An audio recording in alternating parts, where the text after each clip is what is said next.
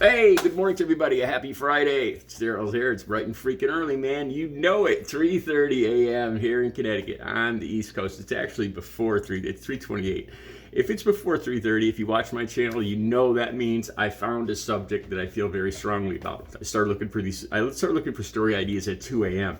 And if I'm out here before 3:30, it means that I found something that clicked. Let me say something really quick about YouTube monetization. Today, I'm going to have to throw that to the wind, and more than likely, I'm going to probably not have monetization on this particular video, and I'm going to have to be okay with that. If you put certain words or phrases, and these words and phrases change with time, with what becomes offensive to advertisers, it's not really about being offensive. It's just what advertisers don't really want their product being associated with. It's not censorship or anything like that. It's about money, and advertisers paying to put their advertising don't want to put their advertising on something associated with certain terms, like the movie Cocaine Bear. The rules are that in the title or the first 30 seconds of the movie, usually if you don't put in the title or the first 30 seconds of the movie, it'll slip by. That's really the YouTube guidelines for this, but obviously I don't see any way around putting this title in the title of my video, so people know what I'm talking about. I was thinking of putting Coke Bear or Addict Bear, or but I'm just gonna come out and call it what it is. All right, I haven't seen this movie. I've read, I got the premise of the movie. It's loosely based on a true story. Back in 1985, I believe. It was a drug smuggler flying over the South Carolina maybe, state line, dumped his load, panicking. I don't know if he was being tracked by DEA. I think it was about 75 pounds of coke, which translates into about 27 kilos. I could still do that math pretty quick. That's scary. And apparently a bear came across it. I guess they found the carcass of the bear. The bear ingested a couple of grams. The bear didn't kill anybody. The bear was poisoned and died. That's the true story, okay? Now, this movie, being a recovering addict, clean and sober since October 23rd, 2006, cocaine was my very first drug of choice, well, besides for marijuana, which I would term my gateway drug. I started using coke back in high school. I started dealing it. I started going down to New York City, down to the Bronx, and buying it, bringing it back up here, and tripling my money in a matter of hours, turning $700 into $2,100, $2,000 in a matter of hours, and getting a free supply for myself. And I thought this was great. Until, like a lot of addicts, I started dipping into the supply myself. And then I started, when there was no coke around, my buddy said, hey, how about we get some of this stuff, this crack, this rock, and we'll mix it in with marijuana. And I tried that. And I ended up becoming a crack addict, full-blown hardcore crackhead that would spend every cent. Not only would I spend every cent of the money I made when I still had a job, but I pawned I stole or pawned anything of value around me. So this movie, Cocaine Bear, I read the New York Post. The link will be down below. The review from the New York Post, and this kind of ticks me off because the New York Post is a right-wing publication to me. They defend Trump. They got a lot of right-wing views. Screw your feelings, and all that kind of stuff. And it's these exact right-wing people that are constantly fear-mongering and clutching their poor pearls about, oh my God, Mexico is in our southern border and fentanyl, it's killing our children, it's on door handles of cars, they're trying to hook you to pushers. And yet, the New York Post just thinks this movie is hilarious. It's great entertainment, man. Doesn't it seem a little hypocritical to you? All right, when I watch this movie, cocaine to me isn't a drug. It really isn't. I'm not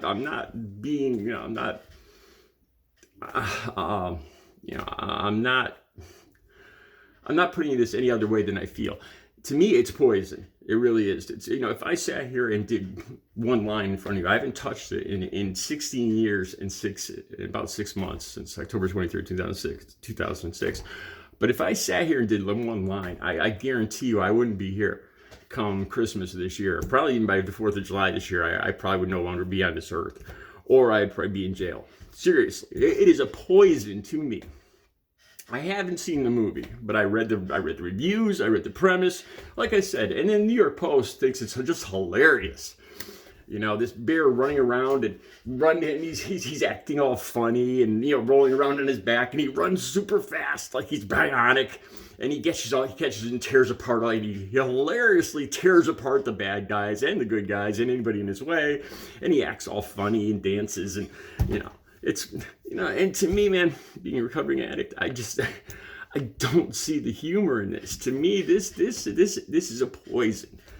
A poison that messed with my mind, that I was addicted to, that ruined my life. And on top of that, I love animals. So I see, you know, I grew up, like I told you guys before, I grew up in a state park, and there's no part of this movie that I find humorous, or I guarantee you guys, there's going to be people that use cocaine that think this is hilarious. I used to do this, you know, like for the movie Scarface. You know, we would get some before the show, go see the show, and use during it while we're sitting there in the theater. I guarantee you there's going to be people sitting in the theaters all wired up. Yeah, you know, I did this myself. People don't usually change. All right. Like I said, I don't find it funny. I really don't. You know, and people will point out other movies like Snakes on a Plane or Anaconda, but drug overdoses are the leading cause of accidental death in this country. You know, it is a huge problem, and to glamorize it, to make it a dark comedy, whatever you want to call it here. I know there was other reviews that said, well, it's a story about man's effect on animals, you know, that we're having this detrimental effect on animals, and it's portraying this, our garbage, the way we have, you know, man's footprint on, you know, which is something that really, as a tree hugger, you know, that should ring true for me. But, you know, the recovering addict part of me just I hate this movie. I really do. I just hate it. I don't think it's funny. To me, it's a poison. It's a poison. I don't find anything humorous about it. Here's more though. Back when I was 13, 14, 15, there were certain shows that came out, and there were characters in these shows, and I am not blaming these TV shows for my life of recovery, my using drugs, my selling drugs. I'm not blaming them. But let me tell you exactly how I looked at these TV shows. I'm talking about the show Taxi. I love the show. I think it's one of the best written, funniest shows on TV. It's just the way I looked at this certain character, Reverend Jim. You know, he was a total burnout, but he also had these lovable qualities. In one episode, he made this. He torched one of his only possessions, his van, and made something for the woman in the garage. I forgot her name. You know, because she felt badly because she had a love breakup. And, you know, so he had these really touching qualities, and there was a part of him that was idiot savant. You know, I found those qualities interesting. It attracted me. The TV show WKRP in Cincinnati, Dr. Johnny Fever. I used to love him. I don't know. There was part of me that kind of wanted to rebel after my father died. You know, so this kind of anti-hero, you know, fringe kind of guy really was a hero. It really was somebody I emulated. You know, here, when I'm 57 years old and recovering, I can look back and I see the path I took. Dr. Johnny Fever, you know, he was, you know, this carefree guy that just spent his money and everything, you know, and there was something about these anti-heroes that rang that was very attractive to me. The movie Fast Times at Ridgemont High, Jeff Spicoli. I remember in 1982 going to watch this movie. It was R-rated. People will say this about Cocaine Bear. Well, it's R-rated, so kids can't get in there, so we don't have to worry about that. Yeah, back in 82, I was 16 years old. And I remember seeing that, just going into that movie. I probably saw that movie 20 times.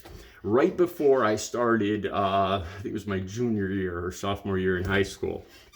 And me and my friends actually emulated this movie. We did. Back then we were dealing in marijuana in the high school in the back behind the football field. And we'd fill up the car. We would roll up the windows, all the windows in the car. Everybody would light up.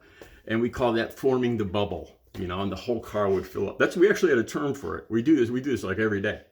Because in the movie, Jeff Spicoli rolls out of the van, and he's like, I'm so stoned. And he bangs his head. Well, that's another part of the movie. But they roll out of the van and they're all laughing and everything. And again, I emulated this movie. I'm not blaming the movie. I'm not blaming the TV shows. But being a future addict, having the disease of addiction already in my DNA, these characters were very attractive to me. I ended up emulating them. I really did. And, I know this is a bear. It's not a human being. And it's got a different, I'm not sure how this movie ends. I imagine the bear doesn't make it, But still, there's going to be people like me, kids, teenagers, people in their 20s, that look at this. And there's going to be parts of the way that bear acts, the superpowers, taking out the bad guys, dancing, rolling around, running super fast. Some of that stuff is going to be attractive to certain people. It really is, And I'm just here to say, I don't think this movie should, it's going to be shown. I'm not saying it should be censored or anything. But just know when you watch it, it affects different, this is going to affect people in different ways. There's going to be people watching this that don't have it won't have the same effect it has on you. People that, it's not just, that's funny. Look, that bear's poisoning himself. It's hilarious. And he's killing people. That's my entertainment for the day. I don't get it. I don't. As a recovering addict, there's nothing funny about this movie to me.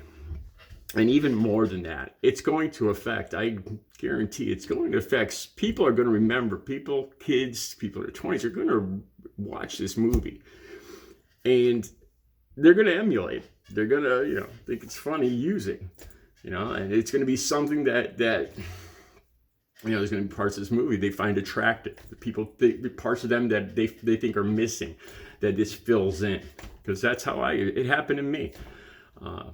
Just some thoughts. Like I said, I'm not trying to censor this movie, but I don't think it's funny. I don't think it's a good movie. I can't ever see myself watching it. That's why I didn't bother watching it before I talk about it here, because I can't watch it. Not that it's a trigger for me, but just I find it disgusting. It's a poison. It's an animal being poisoned because of the number one leading cause of death in the United States. There's nothing entertaining about this story. There's no good points to it. There's nothing. No good side to this movie, in my opinion. All right, the links will be down below. You can watch all the links from the official trailer from Cocaine Bear down below, and the New York Post. The event. In this New York Post article too, they call it crackhead Yogi. Ha ha! That's so funny. Yogi was a bear. And crack isn't, Coke is made from, crack is made from Coke, but there's no crack in this movie from what I understand. Now, it's stupid. It's just stupid. It's, the review's stupid. And for people that are constantly complaining about the drug problem in this country, it's a little hypocritical. Guys, have a good Friday.